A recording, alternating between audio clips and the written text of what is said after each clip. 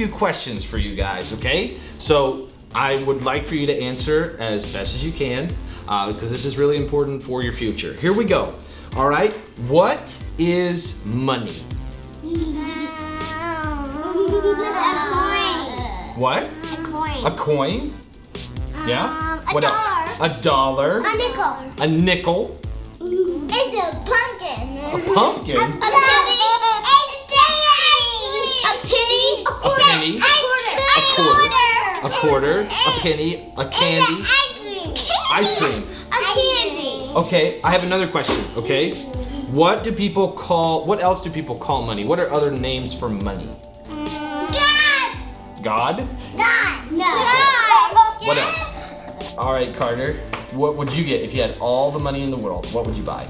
A big truck. A big truck. Yeah. Cool. How much money do you need to retire? 100. 100. 60, 80. 60, 80. 82. 82. 43. $43. That'll do it. What do your parents do with money right now? What do they do with money? They put it in a pig. Put it in a pig, like a piggy bank? How much money do you save every single week? Cake. Cookies. Cookies? Don't say food. Yeah. How much money do you save every week? 4,000. 4,000 a week? Ariel. I got 4,000. Ariel. Oreo. What is your current net worth?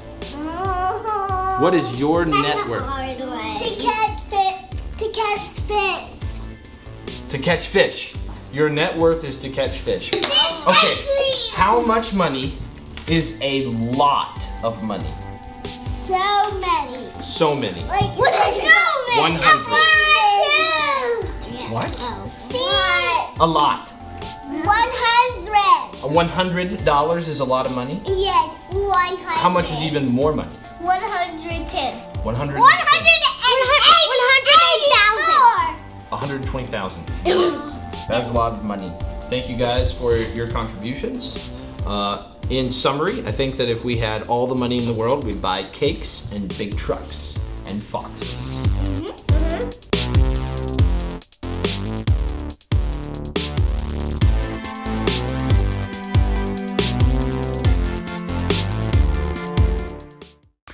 Hey, good morning. I'm so glad you're here. I want to welcome those who are worshiping at Pleasant View this morning and those who are worshiping the chapel. Glad you guys are here as well. I'm excited about the morning. Wanted to give you a quick kind of a personal privilege announcement sort of thing. One is, man, the staff has been so blessed by the many acts of appreciation, the gifts and the gift cards. I think Lisa and I can eat for a year just on gift cards, and we can certainly drink enough coffee for a year. So thank you for that. That's very kind. And all the notes on the wall. That's very nice. The personal privilege thing was this. Between services a number of months ago, I was approached by a gentleman I hadn't met, and he was a veteran. And he basically enlightened me to some of the struggles and some of the reality that veterans live in on a daily basis. And he said, it'd be kind of cool if the church could do something to help or to honor, to get all the veterans together. And so I kind of checked that away, so went through my Sunday morning routine and all. And but that actually came to fruition several months later. So this past small group sign up, we did a veteran small group sign up, and some of you joined that. The big thing is the dinner. We've scheduled this veterans dinner for November the 11th, I think it is. It's like 2 weeks, and it's for you and your spouse if you're married. And the whole purpose of this dinner is we're going to have it here at the church, and we're going to have an opportunity. We're going to honor you. We have the university singers are coming with a patriotic program to sing for us.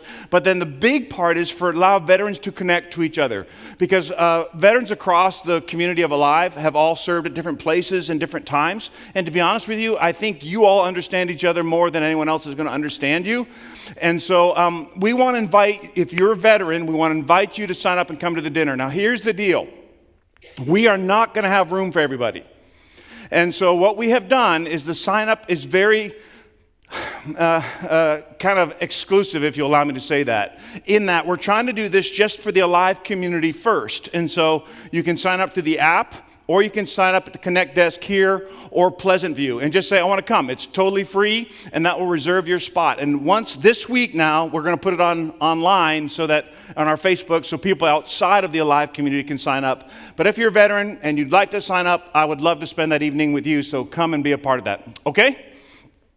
Okay. Lord, thank you so much for your love. Thank you for these beautiful people and the high honor of being able to talk with them this morning about such pivotal issues. And Lord, I do pray today that you would allow us to see your value in all of this as far as what you bring to the table, what you want to teach us and direct us related to this issue of stuff and wealth and finances.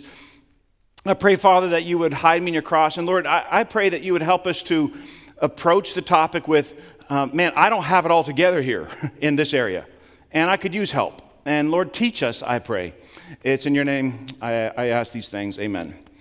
Well, in light of the whole political debate, I decided that I would kind of scratch all that. And so what I want to talk to you about is why Hillary's emails don't matter. And if that doesn't float your boat, I think I talk about why Donald Trump's hot mic issue doesn't matter either. Now that I said those two things, and I say, I'm actually going to talk about money, aren't you relieved? You know, because, I mean, that's nothing compared to those other two things. So that's kind of what we are going to talk about. We're going to talk about this whole idea of money. And it's sort of an uphill battle because everybody comes and, you know, everybody gets sort of upset and tight about this issue of money. And I don't understand. There really isn't a reason to, so just relax. This isn't kind of a sort of thing where churches sort of get a bad rap. You know, people say all churches do is talk about money. Well, that's not actually true. We do it once a year, usually. I skipped last year. We do once a year, and it's because it's for a very specific reason. This isn't a series that's designed to make you feel guilty.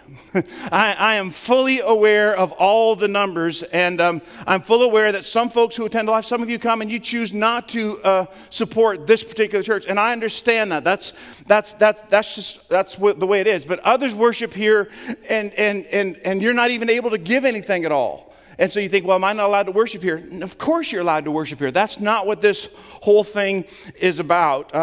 And so let me just kind of put it in perspective. In 2012, 25% of Christians in America gave absolutely nothing away. 25% of Christians in America. So if we just kind of did that in our body, you know, you could figure that pretty much from this whole room, this part over here, you know, they're all a bunch of slackers. You know, they didn't give anything away. You know? But we got a kind of a national sort of thing going on in our church. Just so you're really clear, about 30% of the folks who attend Alive will give 95% of the budget. So those are the reality of the numbers that we're dealing with as a church. And this is a great place to be, even if you choose not to support this place financially. It's still a great place for you to be. And if we end this series and all you feel is guilt, then we didn't do a great job with this series. The bottom line for why we talk about money is this. The Bible talks a lot about money. And if you're not comfortable with that, you should sort of take it up with God. Get this, the topic of money is covered in over 2,000 different verses, and 1,000 of those verses talk directly about personal finances. Now, just for a comparison, the topic of faith has about 500 verses devoted to it. So money is a big deal. By the way, topic of prayer, somewhere around 500 verses. But for some reason in the evangelical church or in the church as a whole, we choose not to talk about something the Bible has over 2,000 verses dedicated to it. But if a pastor will come and talk about hope or faith or prayer, it's like a great message, and our faith is advancing. In my life, I will confess this to you. There are two sort of things that are vying for the role of God in Tom's life.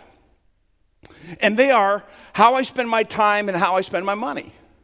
Those are the two things that I think, compete with God in my life. And if you want to see why I live my life, not talking about what I tell you, but if you want to see why I'm living my life, just take an inventory of how I spend my time and how I spend my money.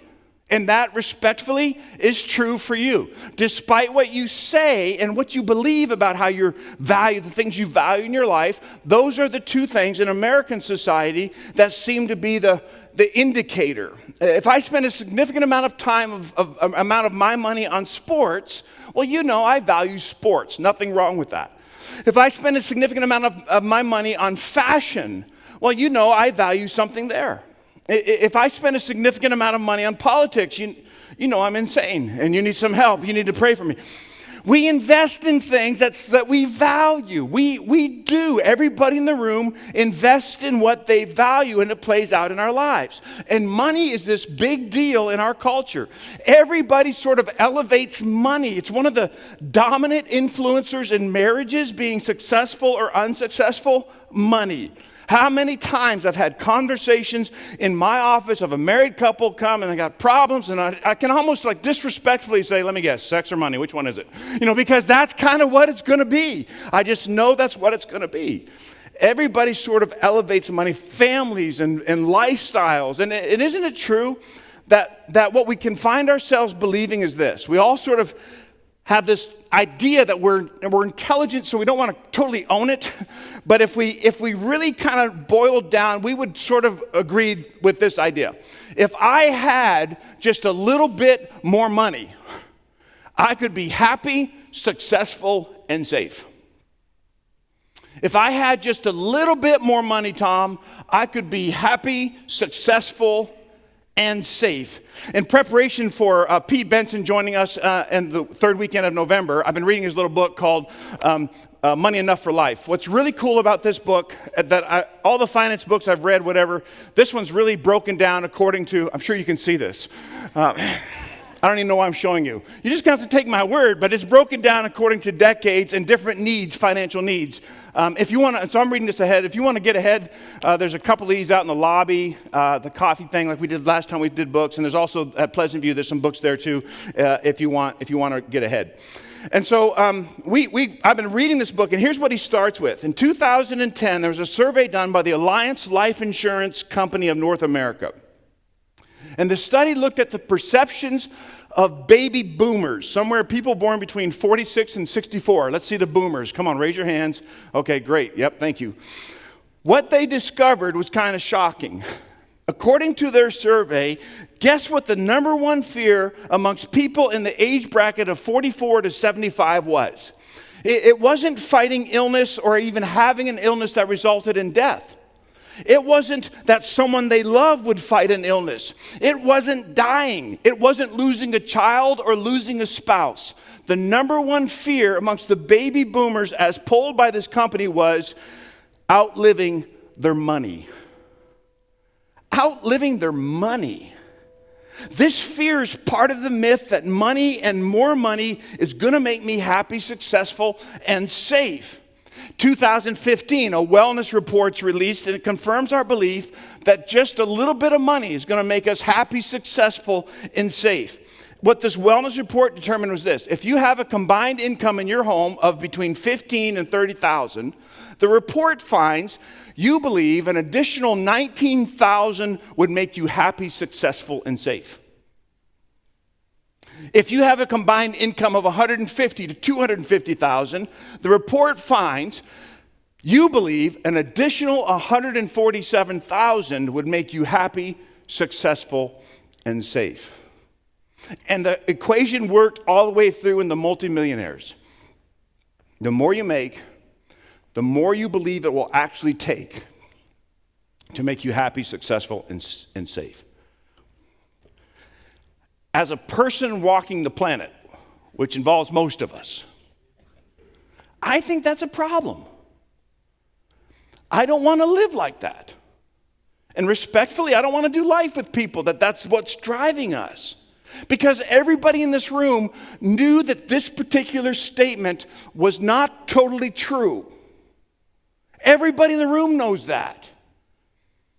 And don't get me wrong, we all understand the value of money, but to build a life chasing money, to put Tom's happiness, sense of being successful, or sense of safety on the shoulders of money, I think that's a foolish idea. I think it's a ridiculous idea. In fact, our headlines, just from the entertainment industry, our headlines are this blaring object lesson that this doesn't work. Brad and Angelina are divorcing. Who would have thought? Selena Gomez checks herself into rehab trying to combat depression. Prince passes away with deep addiction and unhappiness and depression. So let me ask you, why do you think this is becoming such a driving force in my life and your life? And I just want to tell you why most years I turn the focus of this entire church toward the topic of stuff. Because when it comes to our stuff, the Bible regularly seeks, listen, I'm going to tell you my agenda, so it's not underneath the radar. So this is the agenda. When it comes to stuff, the Bible regularly is seeking to retrain our brains, to change our hearts on how we view our money and our stuff. The Bible teaches that money is a big deal for everybody. And not just that, but out of all the things on the planet, money, our wealth, our stuff, is one of the main competitors for the position of God in our lives. In other words, our default position, as beautiful as we are as people, our default position on money is most likely not one that God would seek for us to have. Paul wrote these powerful words in the book of Romans, and I don't know, I always find myself going back to these Romans. If you say, Tom, what's the plan of discipleship for your life? It would probably start here in Romans chapter 12. I urge you, brothers and sisters, in view of God's mercy, to offer your bodies as living sacrifices, holy and pleasing to God. This is your spiritual act of worship. Don't conform any longer to the pattern of this world. Now just so there's two dynamics at play. And this is a call to Tom, don't conform to what's happening in this world around you. So what am I supposed to do? But be transformed. How does the change happen, God? Particularly in this incident about money and stuff. Be transformed by the renewing of your heart. Oh wait, that's not it. Did you see it? Be transformed by the renewing of the way you think, of your mind. And when that happens, you will then be able to test and approve what God's will is, his good, pleasing, and perfect will. So in this series, we're going to ask God to renew our minds when it comes to our stuff. That's the plan. If I had a little more money, I could be happy, successful, and safe. Society says increased wealth equals increased peace. The scriptures don't support that at all. Listen to what I just said. So many of us in this room, this is what we're pursuing. If we get a little more money, we're going to have a little more peace. If financial pressure was lifted, we wouldn't fight anymore in the marriage. If I had more money to give to my kids, they wouldn't hate me. If my parents had more money, on and on and on goes. That's nothing close to what the scriptures teach. Listen for this. Look at this Proverbs. Proverbs says this: better a little with the fear of the Lord, which is reverence or awe, than great wealth with turmoil. Money is neutral. It has no value to it whatsoever, moral value. It's a neutral item. All the money you have in your account, all the money you don't have in your account, it's neutral. Okay? There's no moral value to it. Therefore, having a lot of this or a little of this isn't necessarily a reflection on your morality. The issue with money that we have to wrestle with is how we think of it and how we use it.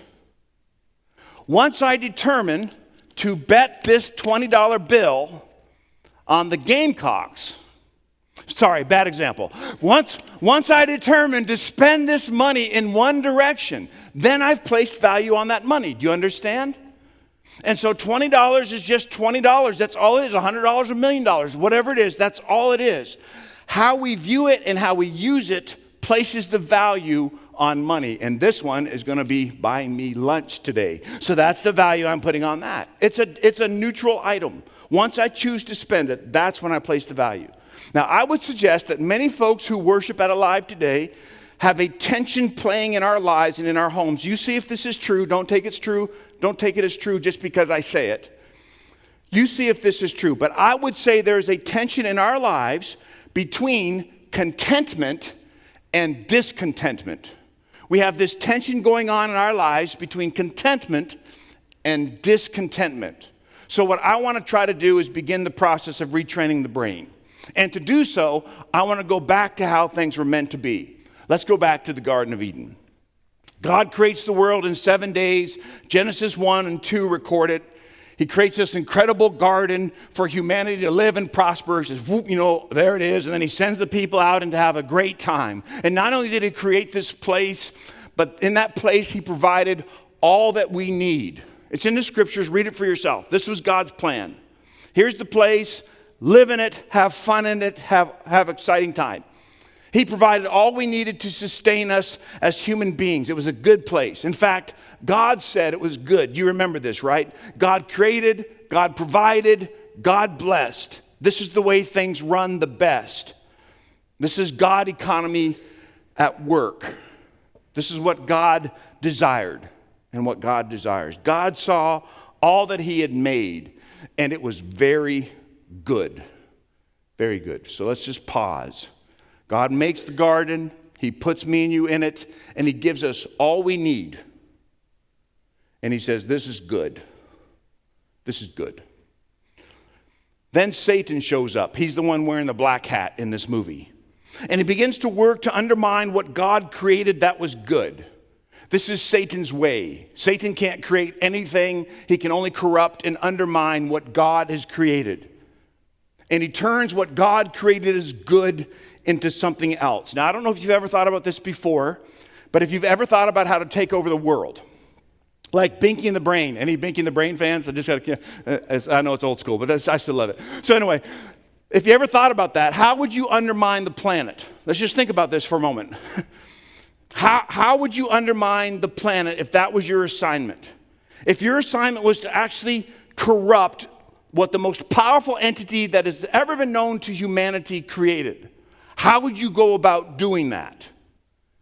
If you were trying to overcome someone who is way more powerful than you've ever dreamed of being, how would you overcome them? What would you do? How would we overcome something that was good? What would be your plan? If your assignment were to lead an entire people away from the one who had created everything good, how would you do it? Come on, don't, just because you got that glazed look. Come on, you think about it with me. If our assignment was to undermine the one who gave everybody on the planet something good, how would you do it? Let me show you how Satan did it. Genesis chapter 3, verse 1. Now the serpent was more crafty than any of the wild animals the Lord God had made. He said to the woman, did God really say you must not eat from any tree in the garden? The woman said to the serpent, we can eat fruit from any of the trees in the garden, but God did say, don't eat the fruit from the tree that is in the middle of the garden, and you must not touch it or you will die. That was what Eve said. Now don't miss this, because I think this is an aha moment. Here comes the wedge. Here comes the undermining idea that Satan will use to turn the creation against the Creator. The woman said to the serpent, we may eat from the trees and in the garden, but don't touch the one in the middle. You must not touch it or you will die. You won't surely die, the serpent said. You won't surely die. For God knows that when you eat of it, your eyes will be opened and you will be like God, knowing good and evil. Did you see the wedge? Did you see what he did? Don't miss this. Come on. Don't miss. This is massive. How do you undermine the most powerful entity ever known? How do you undermine God himself? Did you notice what the father of lies tried to sell Eve and later Adam about the word of the Father? This is huge. This is what he did. What he used was discontentment with life as it is.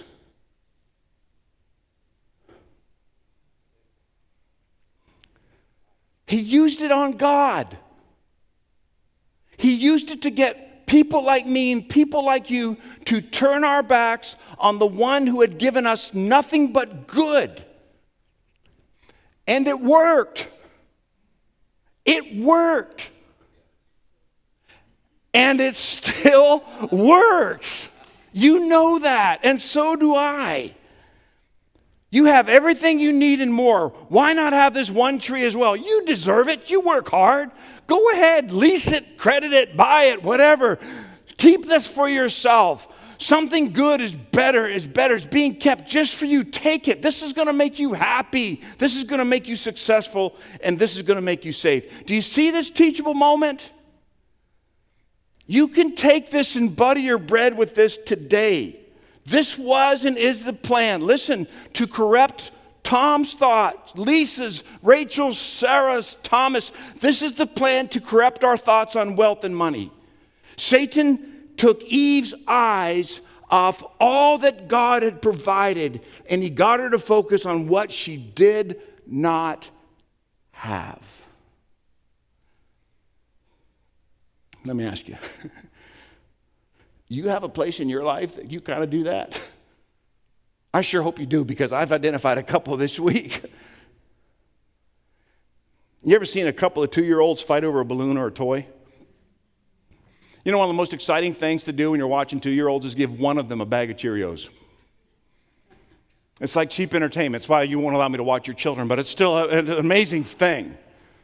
I love to see this happen in the lobby where these 2-year-olds will act out in 2 church families, and they're great church families. It's even better if they're your firstborns. And so we all just kind of sit back and watch, and one of them has a bag of Cheerios, and the other is trying to get a handful of the bag of Cheerios. Y'all know what I'm talking about, right?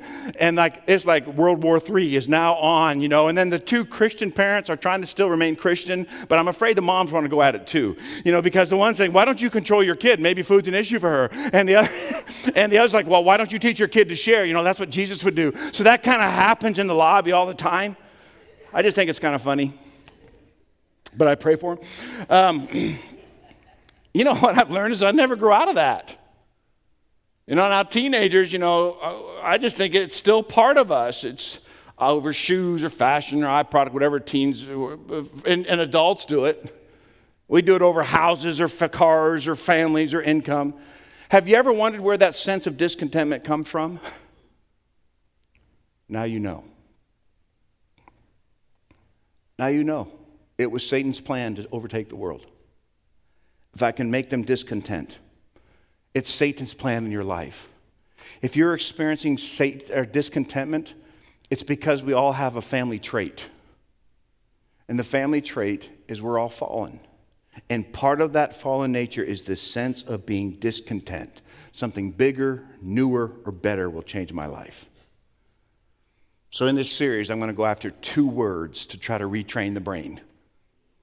And the 2 words I want to go after are trust and gratitude.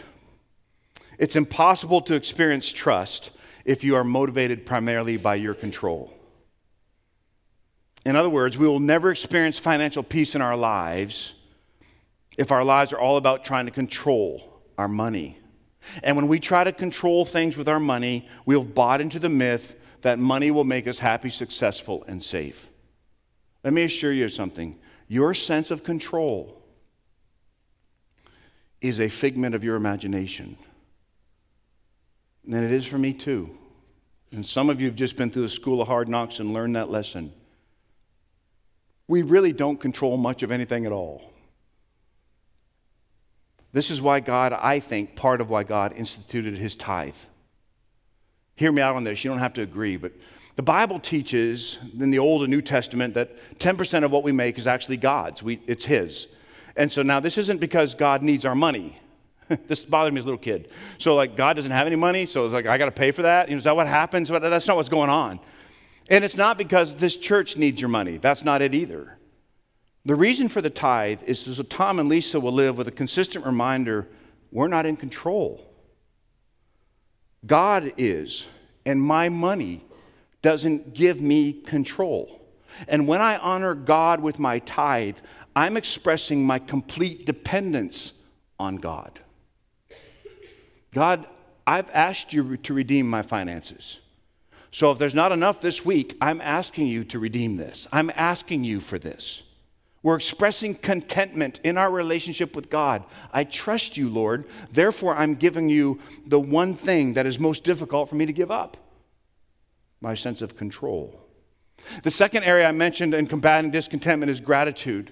Philippians chapter 4, verse 6 says this, "Do not be anxious about anything, but in everything, by prayer and petition, with thanksgiving, present your requests to God." Did you see that? With thanksgiving, present your requests to God. And the peace of God, which transcends all understanding, will guard your hearts and minds in Christ Jesus. Did you notice the relationship between anxiety and thanksgiving? The peace of God will guard my heart. The Bible encourages us to give thanks 224 times. Contentment isn't so much about learning to do without, but more learning to be thankful with what we have. This summer, Lisa and I will celebrate 29 years of marriage. Second best decision I've ever made. And we were having a conversation a couple months ago. And we were sitting on the couch, and she was kind of talking about how her back had been hurting her, and her knee was hurting her because she's trying to kind of compensate for what's going on in the back. And she was sort of just sharing with me about, not complaining, just sharing me about the latest things. And I was sort of nodding and smiling. And the moment of silence passed after she'd given me the health report. And then I said, "What?" I said the wrong thing. I mean, I wasn't even close to the right thing. But what I said was, "What happened to that woman I married 29 years ago?" Men, you should be writing this down. You don't need to go down this path. She turned and looked away and smiled. Then looked back at me and she patted my leg and said, "The same thing that happened to the man I married 29 years ago." Wow, you clap for Lisa, not for me. Way to go, guys. Thank you. So all the past appreciation just went out the window. Have you ever noticed how what we choose to focus on in our relationships determines our level of contentment in that relationship? Well, Satan is advancing when we choose to live lives that blow past the blessing of God in order to fixate on what we don't have. If I had a little more money, Tom, I'd be happy, successful, and safe.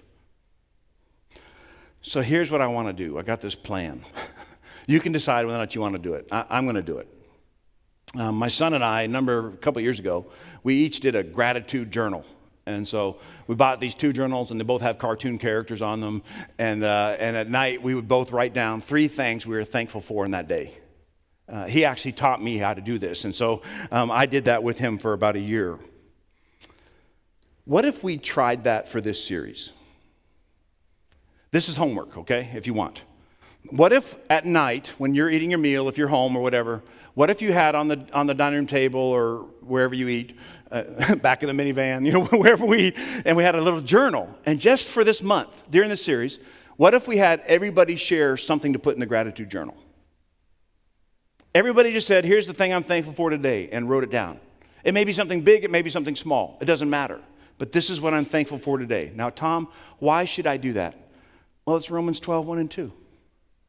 And let's just ask God to retrain our brains. To retrain our brains on the issue of wealth and money and stuff by learning to trust and learning to be content with gratitude. Think about it. I'd love for you to do it with me. We'll start ours this week as well. Lord, thank you for these beautiful people. Thank you for the high honor of being able to share with them the beginning of this discussion about money and our stuff and wealth. And Lord, I know, despite how hard this topic is, I know that out of all the things we discuss in this platform, this is one that really has a hold of some lives in this room. And those who are watching online, those in the chapel, those at Pleasant View, money's a big deal, and we don't want it to be. And so I pray that during this series, you would give us the courage to step out in faith, to live lives of faith, and to say money can no longer, to dethrone money in our lives. I pray you'd help us to learn how to do that, Lord. And if we can use this idea of trust, if we can use this idea of a gratitude journal, then I pray you would help us to do that. All with the idea, all with the sense of, Lord, we want you to transform us by the renewing of our minds. I don't want Satan's plan to be at work in my life in any area. And I don't want Satan's plan to be at work in the lives of folks who come to alive. So, Father, use this, I pray. Use it to set people free. Use it to give people hope. Use it to give people a future and excitement about what comes next. And we will give you great praise in your name. Amen.